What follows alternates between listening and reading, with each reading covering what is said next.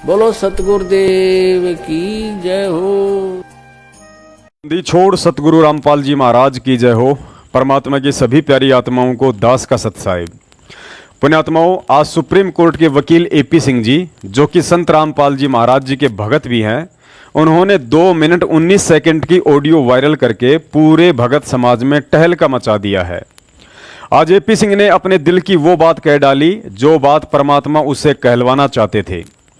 इस ऑडियो में एपी सिंह जी ने सतलोक आश्रम मैनेजमेंट के षड्यंत्र का वो राज खोल डाला जो राज पिछले 4 साल से हम सभी सत्सेवक संगत को समझाने की कोशिश कर रहे थे। अब जो ऑडियो आप सुनने जा रहे हैं, यह ऑडियो बनाने के लिए एपी सिंह की अंतरात्मा ने उसे स्वयं ही मजबूर किया है, क्योंकि पिछले 4 साल से सतलोक आश्रम मैनेजमेंट हरियाणा के द्वारा पैसों के लालच में आकर एपी सिंह ने जो सैकड़ों झूठ के चौके छक्के लगाकर संगत को भ्रमित करके शतक बनाया है, आज वे पापकर्म शायद युधिष्ठिर की तरह रात को उन्हें चैन से सोने नहीं दे रहे हैं। यही कारण रहा कि आज मजबूरन उस भार को अपने सर से उतारने की कोशिश में उन्होंने अपने होशो हवास में और अपनी अंतर आत्मा की आवाज़ सुनकर इस ऑडियो के माध्यम से संगत को सच्चाई बताने की कोशिश की है। पहले सुनिए यह ऑडियो, फिर आपको इस ऑडियो के एक एक पॉइंट को विस्तार से समझाएंगे। सभी भक्तजनों को सत साहेब जी, मैं AP Singh advocate supreme court बोल रहा हूं और ये मेरी आवाज़ है। मैं आप सबके संज्ञान में ये बात लाना चाहता हूं कि जो दिनांक 16 जुलाई 2019 को फर्रुखाबाद या अन्यत्र कहीं भी कोई कार्यक्रम रखा है, कोई नामदान केंद्र पर रखा है, कोई किसी तरह से सत्संग रखा है जो कि संत रामपाल दास जी महाराज से संबंधित है, उसके बारे में साफ तौर पर कहना चाहता हूँ। ना तो मैं उसमें जा रहा हूँ, ना पहुँच रहा हूँ, ना मुझे कोई इन्फॉर्मेशन थी, ना मुझे इस बारे में कोई सहमति है। अगर कोई भी भक्तजन या कोई असामाजिक तत्व या जो इस तरह से गुरुद्रोही हैं, कोई भी इस तरह से ऐसा कार्यक्रम आयोजन कर रहे हैं और मेरे नाम का प्रयोग कर रहे हैं, जिसमें मुझे बुलाने की बात कही जा रही, मेरे आने की बात कही जा रही, वो पूर्णतः गलत है, मिथ्या है, झूठ है। और जिसका जो भी प्रयोग ये कर रहा है उसके खिलाफ भी मुझे पूरी तरह से कानूनी कार्रवाई करने का हक है, क्योंकि मैं 16 जुलाई को चेन्नई हाई कोर्ट में वहाँ केस है, मद्रास हाई कोर्ट में वहाँ का मेरा पहले से ही प्रोग्राम है, मैटर लगा हुआ है, वहाँ जा रहा हूँ। और ये सबको पता होने के बाद ऐसा जो कोई भी कर रहा है, अगर वो संगत से जुड़ा हुआ व्यक्ति, वो पक्का गुरुद्रोही है, वो समाज को मिसलीड कर रहा है, गलत मैसेज दे रहा है और वो निश्चित तौर से किसी दूसरे संस्था मिशन पंथ से मिलके जो सच्चाई की राह पर, सत्य की राह पर संत रामपाल दास जी महाराज का ये मिशन चल रहा है और पूरे देश को, दुनिया को बदलने का काम कर रहा है, उसके खिलाफ वो दूसरे संस्था मिशन पंथ से मिलके हमें इस तरह से गलत रास्ते पर ले जाना चाह रहा है, जिसका पूर्ण तरह से मैं खंडन करता हूं और ये पूरी तरह से गलत है। और कोई भी आगे भी मैं चेतावनी देता हूं कि अगर कोई भी मेरे नाम का, मेरे बुलाने का, मेरे वहाँ जिससे संगत इकट्ठी हो जाए, जिससे संगत वहाँ भारी मात्रा में पहुँच जाए, कोई भी करता है और मुझे पता चलता है, मैं उसके खिलाफ निश्चित तौर पर मानहानि और इसमें कानूनी कार्रवाई करूँगा। सत साहिब जी, बंदी छोड़ सतगुरु रामपाल दास जी महाराज की जय। और आप इस सब पर ध्यान दें, ये मेरी आवाज़ है। पुण्यात्माओं, समझदार को संकेत ही काफ़ी होता है। मैं पवन दास जयपुर वाला एपी सिंह की इस ऑडियो के लिए उनका दिल से आभार व्यक्त और शुक्रिया अदा करता हूं कि आपने अपने कंधों से बहुत बड़ा भार उतार दिया है। इस ऑडियो में एपी सिंह जी ने कहा है कि अगर कोई भी भक्तजन या कोई असामाजिक तत्व या जो इस तरह से गुरुद्रोही हैं, कोई भी इस तरह से ऐसा कार्यक्रम आयोजन कर रहे हैं और मेरे नाम का प्रयोग कर रहे हैं, जिसमें मुझे बुलाने की बात कही जा रही, मेरे आने की बात कही जा रही, वो पूर्णतः गलत है, मिथ्या है, झूठ है। अब संगत स्वयं ही विचार करे, पिछले 4 साल से सुप्रीम कोर्ट के वकील एपी सिंह के नाम का फायदा उठाकर भोली संगत का जमकर आर्थिक शोषण किसने किया? सतलोक आश्रम मैनेजमेंट ने। पिछले 4 साल से जंतर मंतर पर एपी सिंह वकील के हाथों में 1.25 फुट का माइक पकड़ाकर सरकार और जजों के खिलाफ जहर उगलवाकर भोली संगत से जोर शोर से जयकारे किसने लगवाए? सतलोक आश्रम मैनेजमेंट ने। पिछले 4 साल से देश भर में जगह जगह धरने, प्रदर्शन और रैलियों में भक्तों की भीड़ जमा करने के लिए एपी सिंह को आगे किसने खड़ा किया? सतलोक आश्रम मैनेजमेंट ने। गैंगस्टर आनंदपाल सिंह के एनकाउंटर की सीबीआई जांच करवाने के लिए भोली संगत को राजस्थान की राजपूत करणी सेना के समर्थन में बेचारी संगत को बिरानी आग में झोंकने के लिए एपी सिंह को मीडिएटर किसने बनाया? सतलोक आश्रम मैनेजमेंट ने। करम फुड़वाने के लिए लोकसभा चुनाव के दौरान एपी सिंह और विष्णु साहू को मीडिएटर बनाकर भोपाल से चुनाव लड़ रहे कांग्रेसी नेता दिग्विजय सिंह के लिए भक्तों को पोलिंग एजेंट किसने बनाया? सतलोक आश्रम मैनेजमेंट ने। क्या इस लाखों की संगत में से कोई भी माई का लाल प्रमाण के साथ ये बात कह सकता है कि सत्सेवकों ने बरवाला कांड के बाद कभी भी एपी सिंह और उसके नाम की आड़ में कोई सत्संग किया हो, कोई धरना प्रदर्शन या रैली निकाली हो? हम सत्सेवक तो पिछले 4 साल से एपी सिंह का खुलेआम विरोध करते आ रहे हैं कि इस वकील ने पैसों के लालच में सतलोक आश्रम मैनेजमेंट को बचाया है और संत रामपाल जी महाराज जी को निर्दोष साबित करने वाले सबूतों को कोर्ट से छुपाया है। अब ऊपर अपनी ऑडियो में एपी सिंह ने संकेत ही संकेत में यह आरोप सीधे तौर पर सतलोक आश्रम मैनेजमेंट हरियाणा के ऊपर लगाया है कि मेरे नाम की आड़ में यदि कोई नामदान पर कार्यक्रम रखकर संगत को भ्रमित करता है तो मुझे उसके खिलाफ मानहानि का दावा करने का हक है। अब संगत खुद ही सोच ले कि नामदान केंद्र तो सतलोक आश्रम मैनेजमेंट वाले चलाते हैं और एपी सिंह को नामदान केंद्र पर भी मैनेजमेंट वाले ही बुलाते हैं। हम सत्सेवक तो ऐसे वकील के सौपन में भी दर्शन होना अपना दुर्भाग्य समझते हैं। दूसरी बात इस ऑडियो में एपी सिंह ने कही है कि 16 जुलाई को चेन्नई हाई कोर्ट में वहाँ केस है, मद्रास हाई कोर्ट में वहाँ का मेरा पहले से ही प्रोग्राम है, मैटर लगा हुआ है, वहाँ जा रहा हूँ। और ये सबको पता होने के बाद ऐसा जो कोई भी कर रहा है, अगर वो संगत से जुड़ा हुआ व्यक्ति वो पक्का गुरुद्रोही है, वो समाज को मिसलीड कर रहा है, गलत मैसेज दे रहा है और वो निश्चित तौर से किसी दूसरे संस्था मिशन पंथ से मिलके जो सच्चाई की राह पर, सत्य की राह पर संत रामपाल दास जी महाराज का ये मिशन चल रहा है और पूरे देश को, दुनिया को बदलने का काम कर रहा है, उसके खिलाफ वो दूसरे संस्था मिशन पंथ से मिलके हमें इस तरह से गलत रास्ते पर ले जाना चाह रहा है, जिसका पूर्ण तरह से मैं खंडन करता हूं। इस पर भी संगत स्वयं ही विचार करे, क्योंकि सत्सेवकों के लगातार वीडियो देखते रहने के कारण एपी सिंह को अच्छे से समझ में आ चुका है कि अब सतलोक आश्रम मैनेजमेंट के साथ मिलकर किया गया उसका सारा का सारा कानूनी पाखंड संगत में ही नहीं बल्कि टीवी चैनलों के माध्यम से पूरी दुनिया में उजागर होने वाला है। और इसका केवल एक ही बचाव है कि समय रहते मैनेजमेंट से पूरी तरह पल्ला झाड़ लिया जाए।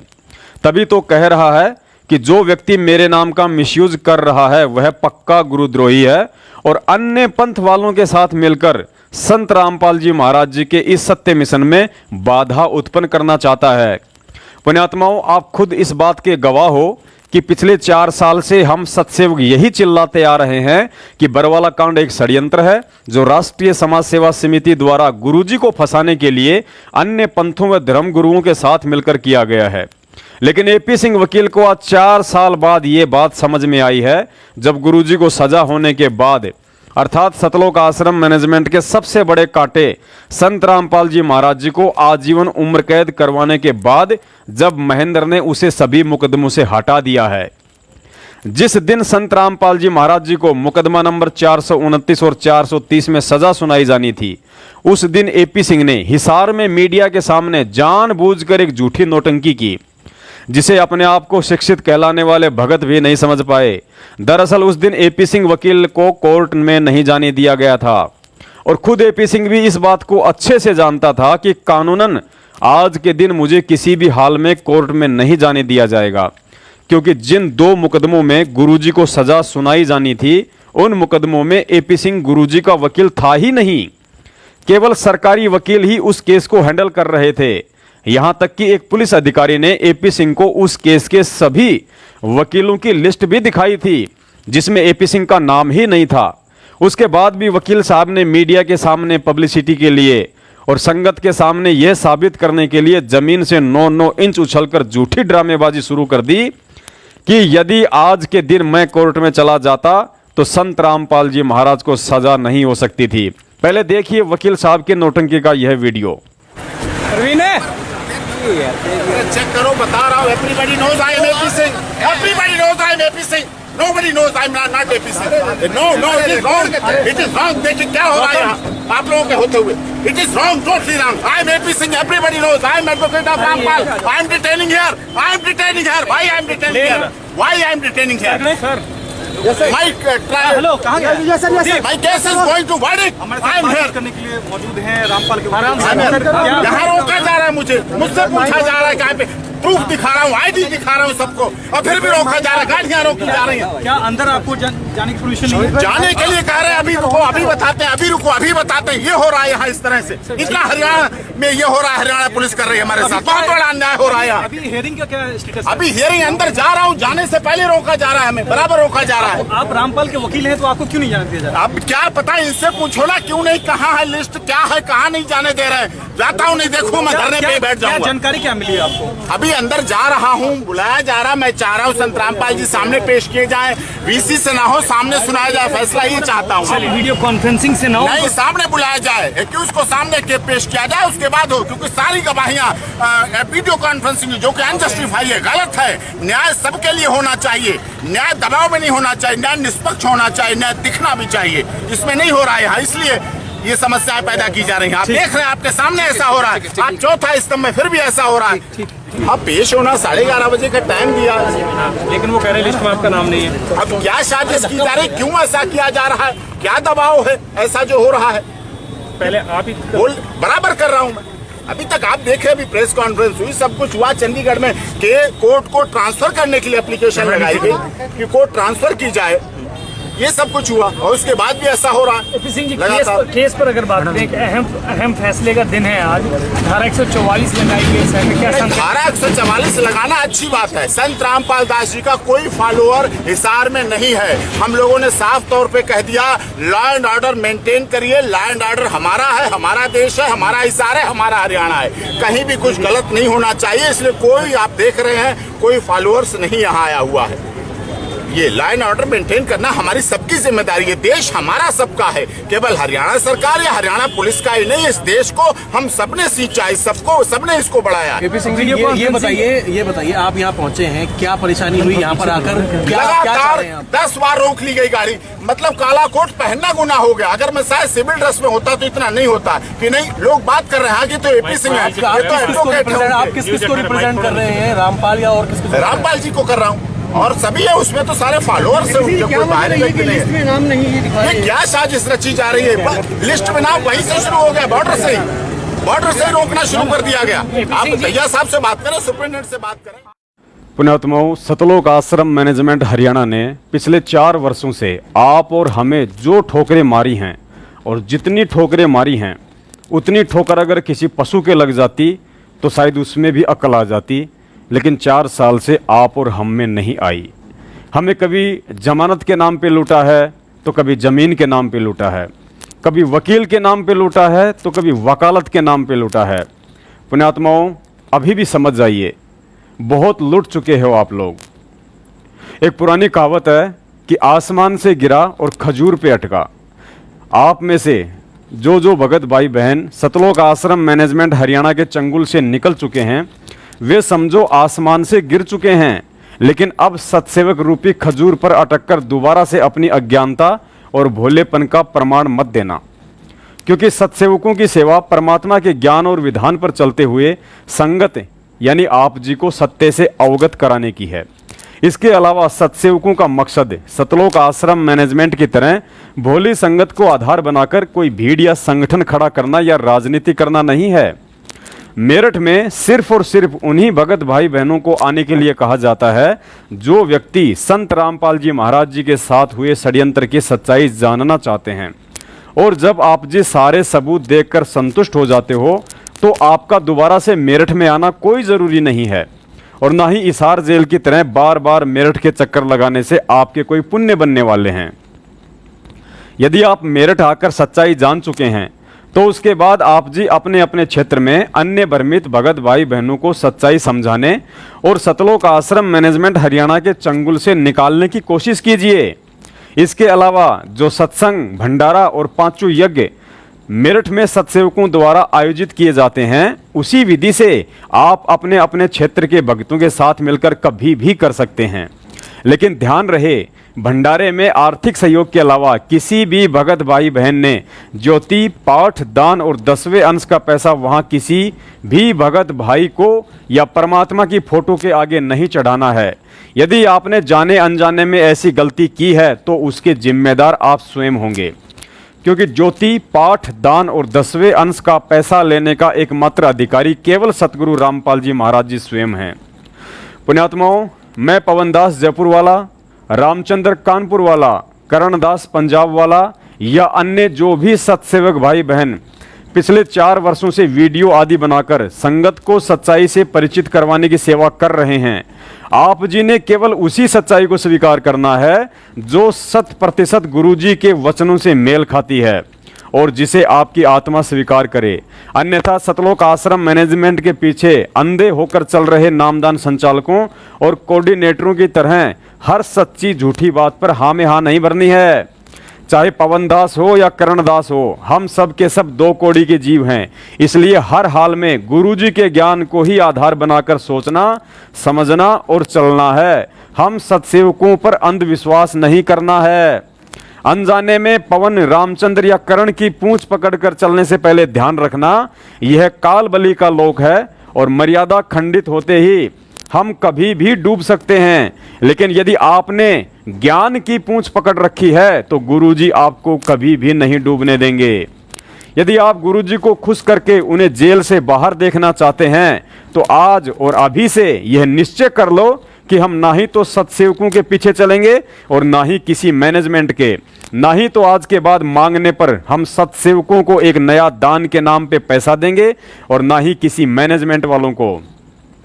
पुण्यात्माओं, ध्यान रखना, सतलोक आश्रम मैनेजमेंट और गुरुजी के परिवार वाले आपको पिछले 4 साल से गुरुजी की आड़ में विश्वास में लेकर लूटने के बाद अब काल भगवान संगत को भावनाओं के नाम पर लूट सकता है।